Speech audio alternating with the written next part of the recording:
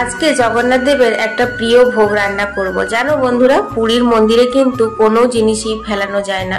দিনের বেলা যে অন্নভোগ রান্না হয় মানে ভাতটা, সেটা যদি বেঁচে যায় সেটা কিন্তু রাত্রের বেলাতে প্রভু জগন্নাথ দেবকে আবারও ভোগ দেওয়া হয়, কিন্তু একটু নতুন পদ্ধতিতে। আজকে তোমাদেরকে আমি সেই ভোগটাই আর কি শেয়ার করব, যেটাকে কারি রাইস বলে।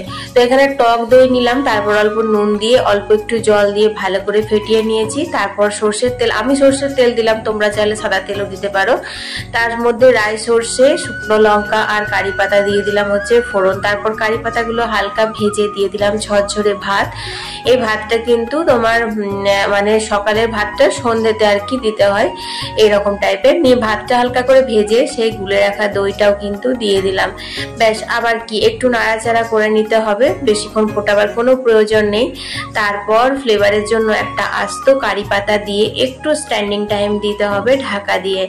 ব্যাস, ঢাকা খুললেই রেডি হয়ে যাবে। এদিকে এই ভাতটার সঙ্গে স্পেশাল একটা পকোড়াও বানানো হয়, তো সেটার মধ্যে বেসন দিলাম। দেখো, বেসনের মধ্যে নুন, হলুদ, কাঁচা লঙ্কা, কালো জিরে দিয়ে ভালো করে ফেটিয়ে নিচ্ছি। ব্যাটারটা একটু পাতলা হবে, এই যেরকমটা বোঁদের হয়। বোঁদে যদি কেউ ভেজে থাকো তাহলে জানবে, আর যদি বেগুনি করো যারা, তারাও জানবে বেগুনিতে যেরকম একটু পাতলা করে ব্যাটারটা করা হয়, সেরকম করে এরকম ঝুরঝুরে করে ভেজে তুলতে হবে। পকোড়াগুলো খুব মচমচে হয়, টেস্টিও হয় খুব, জানো তো।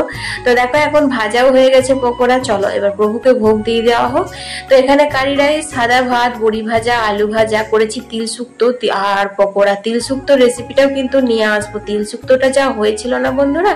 তো এখন জগন্নাথ দেবকে বুবলা স্কুল থেকে এসে তারপর ভোগ দিয়ে দেবে, তারপর আমাদেরও খাওয়া দাওয়া হয়ে যাবে। তো তোমাদের মিনি ব্লগটা কেমন লাগলো অবশ্যই কমেন্টে জানিও। ভালো লাগলে লাইক, কমেন্ট, শেয়ার করতে একদম ভুলো না। টাটা।